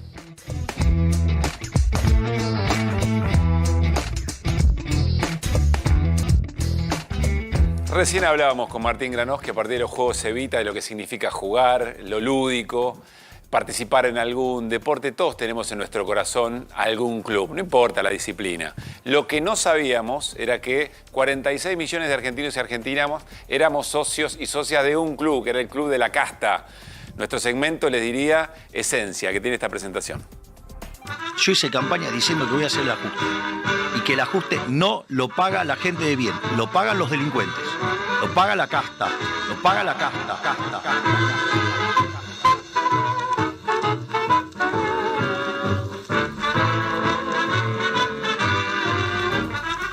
Bueno, y en la noche de hoy tenemos 2 nuevas socias que vamos a presentar a continuación. Una es Guadalupe Bargiela, tiene 22 años, es ciega de nacimiento y en marzo fue despedida junto a otras 165 personas de la Agencia Nacional de Discapacidad. Y también está con nosotros Claudia Dipólito, psicóloga diplomada en discapacidad. Como los datos de Claudia nos llegaron un poquito más tarde, el carnet de Claudia se lo vamos a mandar por correo argentino si es que sobrevive. Pero el de Guadalupe lo tenemos aquí. Miren, ahí está el carnet del Club de la Casta, fundado en 2023. Guadalupe Bargiela, número de socia 44.656.726. Y me voy acercando a Claudia y a Guadalupe y le cuento además a Guadalupe que, por supuesto, en cualquier momento le hacemos llegar el carnet. ¿Cómo están? Muy buenas noches y gracias por estar aquí. Buenas noches, gracias. A ver, sé que o estuvieron organizando distintas movidas alrededor de los recortes en discapacidad que ha decidido el gobierno de Javier Milei. Te pregunto, Guadalupe, en principio, para que nos cuentes la gravedad de la situación que se está atravesando y puntualmente qué es lo que pasó en el ANDIS, en la Agencia Nacional de Discapacidad. Bueno, primero buenas noches. Bueno, solidarizarme también en principio con la familia de Nora Cortiñas, mandar mis condolencias. Muy bien. La realidad es que ella se murió ayer sin ver a su hijo, sin encontrar a su hijo. Y no, las personas con discapacidad no queremos no encontrar una respuesta de este gobierno y no tener respuestas sobre las prestaciones de las cuales se está recortando. En la Agencia Nacional de Discapacidad actualmente hay 340 personas despedidas. Que bueno. Son muchas más de las que dijimos recién. Sí, son 340 porque en febrero se despidieron. En febrero, a lo largo de febrero, se despidieron 165, el 31 de marzo se despidieron más personas y actualmente son 340. Se están evaluando para fines de junio los despidos de más personas, lamentablemente. Claro. Suman ese número personas con discapacidad, personas sin discapacidad, personas trans, personas con licencia en ese momento psiquiátrica por enfermedad, personas a punto de jubilarse y bueno, lamentablemente estamos viviendo los ajustes que el presidente estaba comentando en su presentación, ¿no? Recién. Y Guadalupe, ¿qué significa, además de los despidos, por supuesto, qué significan los recortes y los ajustes en este área, teniendo en cuenta no solamente a las personas con discapacidad, sino a las familias que conviven también con algún integrante con alguna discapacidad? Sí, claro, el recorte y el ajuste de la discapacidad en este gobierno significa que, por ejemplo, ahora haya un borrador de un decreto que falta que firmen Francos y Milei para su publicación, que esperemos que no pase, que se pueda revertir, pero este decreto propone eliminar el nomenclador de las prestaciones que planteaba un piso para que todos los prestadores cobren, básicamente, y que ahora lo que se propone es que cada financiador, es decir, incluir salud, PAMI, como la Superintendencia de Servicios de Salud, cobren o financian distintos presupuestos, ¿no? Es decir, que las personas con discapacidad no solamente se les genera un vaciamiento de cuajo en el hecho de que despiden al personal que les atendía en la Agencia Nacional de Discapacidad, al personal que los recibía, al personal que recibía sus correos, al personal que les daba la posibilidad de tener un certificado de discapacidad, al personal que les proveía de pensiones, sino que también ahora tienen se ven sometidos a recortes en su salud, se ven sometidos a recortes en sus prestaciones. Por ejemplo, yo soy una persona con discapacidad que voy a un centro educativo, mi obra social decide pagar el 50%, el otro 50% lo tengo que pagar yo. Si yo tengo esa plata, lo voy a poder pagar. Si no tengo esa plata, no voy a poder hacerlo. Esta situación lleva a que las personas con discapacidad queden en desigualdad por sobre otras que tienen la plata, por ejemplo, en este caso puntual, ejemplo que estoy diciendo, para pagar ese centro de día. Nosotros, a ver, lo que pasa en términos de discapacidad es desigualdad, pobreza, un Estado que genera vulnerabilidad en los derechos, un Estado que nos vuelve a un retroceso muy grande, que es el encierro, el quedar encerrados en nuestras casas, el ni siquiera poder acceder a una rehabilitación, el ni siquiera poder acceder a nuestras condiciones de vida dignas, como se las merece cualquier colectivo, ¿no? Y en este sentido, plantear que, bueno, los prestadores se ocupan de un sector al cual el Estado no llega. Que el Estado llegue y garantice la misma calidad que garantizaban los prestadores.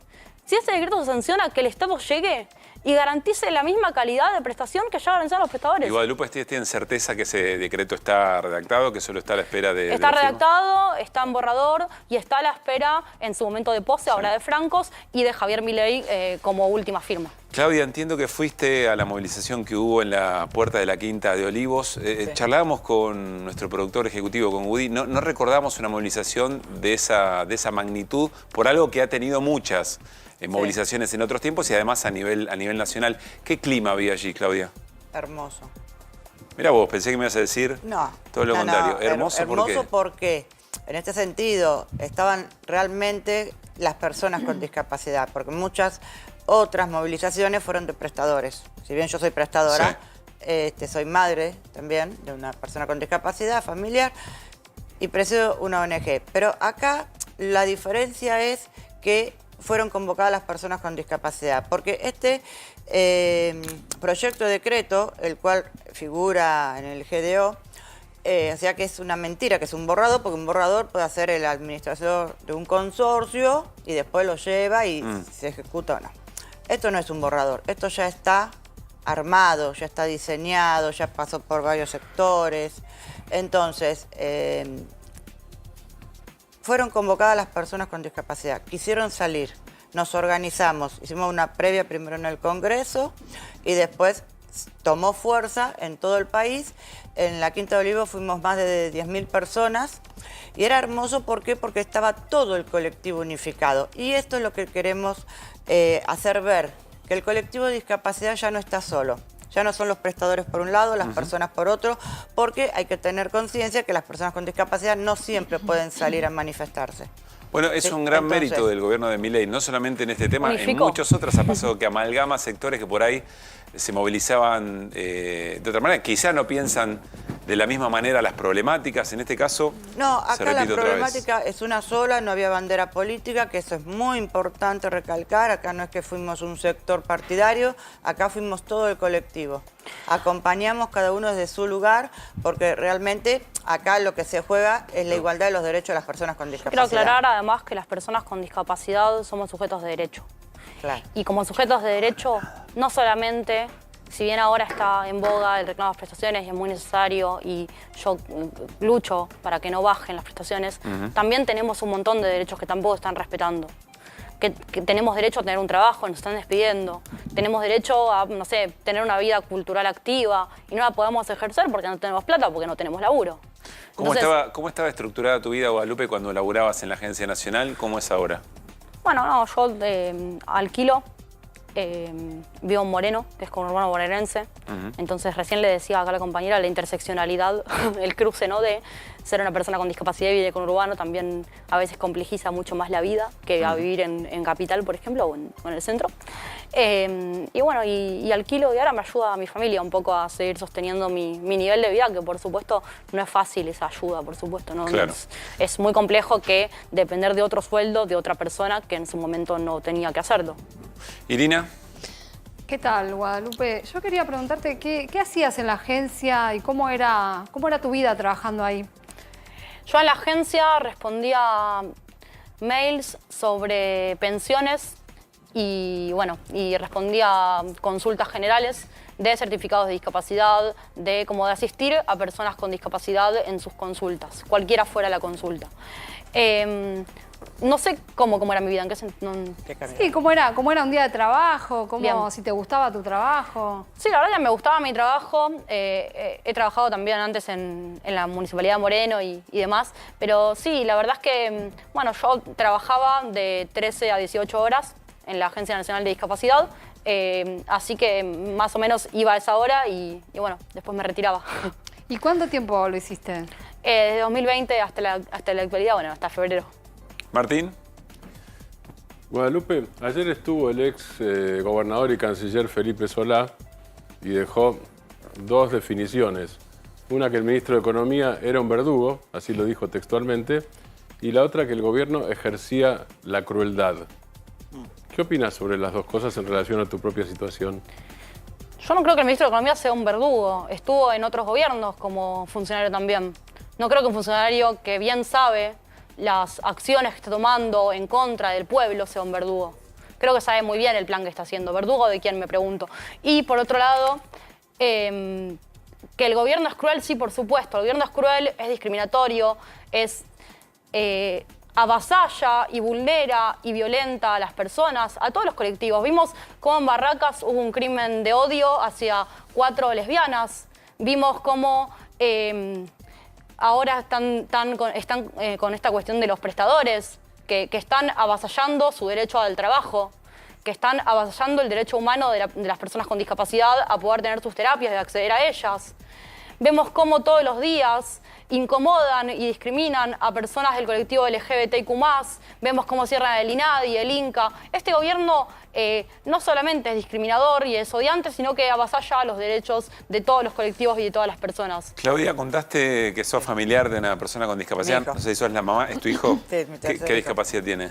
Tiene un diagnóstico neurometabólico, que es el nombre de la asociación, déficit de L-carnitina, y TEA. ¿Qué significa para las familias este financiamiento, estos recortes? Y mucha preocupación, mucha angustia. Es por sobre todo eso, primeramente porque yo lo que considero son los derechos de la persona con discapacidad. Más allá que sea mi hijo, no quiero hablar solo por mi hijo, hablo por todas las personas, porque también soy terapeuta, tengo mis pacientes, y antes de esto yo también ya trabajaba desde el inicio en querer acompañar a las personas con discapacidad. La persona con discapacidad tiene muchas dificultades, ¿ok? Hace muchos años empezaron a obtener derechos. Entonces, hoy no puedes venir a quitar los derechos obtenidos. No puedes vulnerar derechos. ¿Por qué? Porque la Ley de Discapacidad y la Convención Internacional sobre los Derechos de las Personas con Discapacidad dice que son todas las personas con discapacidad iguales. Entonces, este proyecto de decreto lo que hace es que si vas a tener 3 financiadores, los de la Super, PAMI, incluir, y van a poner su nomenclador, como ahora nosotros tenemos un nomenclador único y facturamos no importa quién sea, el mismo valor, esto va a hacer que un prestador realmente tiene que vivir de su trabajo, más allá que sea la pasión de cada uno de nosotros trabajar con discapacidad. A vos te pasa también, y a cada uno de nosotros, que vamos a ir siempre donde mejor nos paguen. Entonces esto lo que conlleva es a que va a haber una reducción, ¿no?, de servicio, de prestadores hacia personas con discapacidad de acuerdo a la obra social que tiene. Entonces las pone en desigualdad de derechos. Perdóname, Fer, que tengo que cerrar, perdón. Quiero hacer esta última pregunta por riesgo a que me quede afuera. ¿Te imaginabas, Claudia, como prestadora, en este caso, que eras miembro del Club de la Casta? No, jamás. No. Te voy a decir algo con respecto a esto. La casta, ya que me preguntás como prestadora, ¿no? No agarramos la pala, porque ponemos el cuerpo, trabajamos con salud. No somos chorros, ¿sí? Porque cobramos nuestros honorarios que nos fijan. Y tenemos todo el CBU informado, porque todas pagamos monotributo o autónomo. Y otra más, ¿sí? Nuestras cuentas no están en los paraísos fiscales, no somos casta.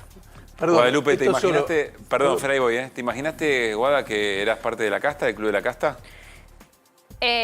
Por cómo este gobierno toma la casta, me imaginé que era parte de la casta, lamentablemente. Pero hay una realidad que es que yo soy una privilegiada por estar acá. Yo tengo autonomía, soy una persona con discapacidad, pero la mayor cantidad de personas con discapacidad, mis compañeros y mis compañeras, hoy están en una situación donde no tienen trabajo y no tenemos trabajo. 8 de cada 10 personas no tienen trabajo, son personas con discapacidad. Y la verdad que la están pasando mal. Este gobierno hace que las personas con discapacidad, las personas LGBT, las personas trans, la pasemos mal. Yo creo que el odio realmente no es libertad, realmente es odio, realmente están avasallándonos como personas. Y yo soy una persona con discapacidad que tuve la oportunidad de formarme y tuve la oportunidad de acceder a un montón de cuestiones. Y hay otros compañeros y compañeras que no lo hacen, no acceden a ese montón de cuestiones si no es con un Estado presente. Hoy ese Estado está vulnerando sus derechos y no está ausente, está presente para reprimirnos, para decirnos que somos casta, para decirnos que somos ñoquis, para incomodarnos en marchas, para avasallar nuestros derechos. Y lo único que queremos es seguir manteniendo los derechos ya reconocidos. Guadalupe, Claudia, gracias por haber venido. No, gracias. Lamentablemente, bienvenidas al Club de la Casta, por si no estaban anoticiadas. Y seguiremos muy de cerca, por supuesto, el reclamo. Bueno, muchas gracias. Gracias por haber estado aquí.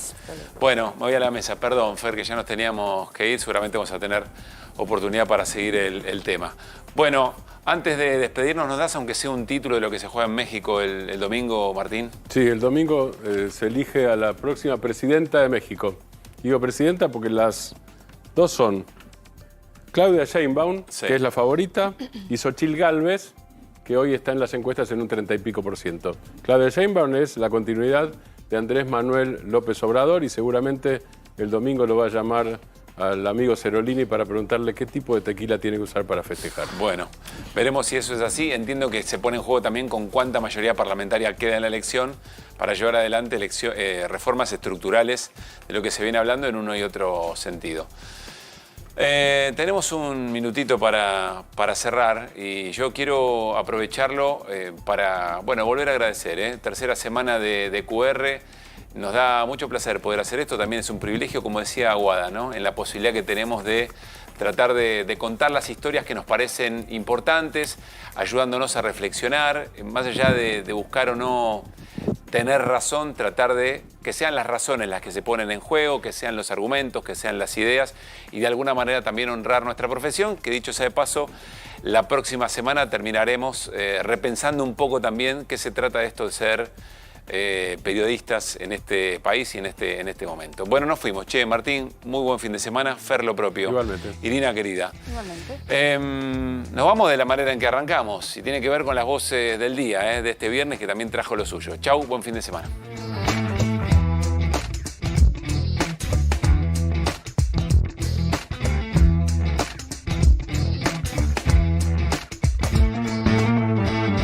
tantas ganas de quemar esta mesa. Scioli, presidente. Estamos hartos de traidores, estamos hartos de gente que después se la pasa hablando del peronismo, mientras nosotros estamos militando. Tengo una mesa que dice Scioli, presidente, y en estos días la pienso quemar.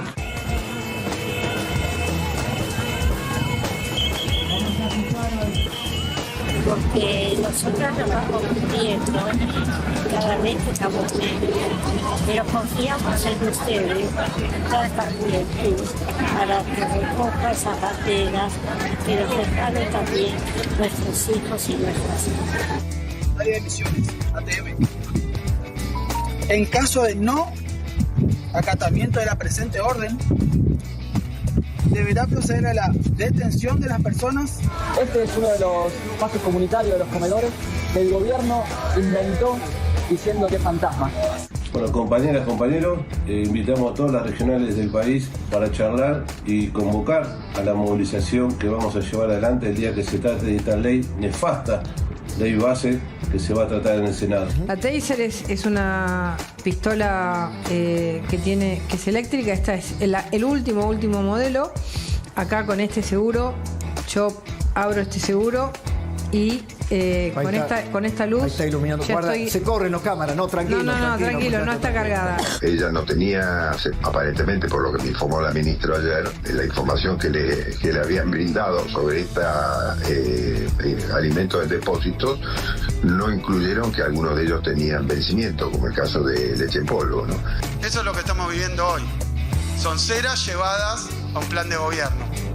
Y estamos viendo los resultados de esas sonceras cuando se intentan aplicar a la realidad.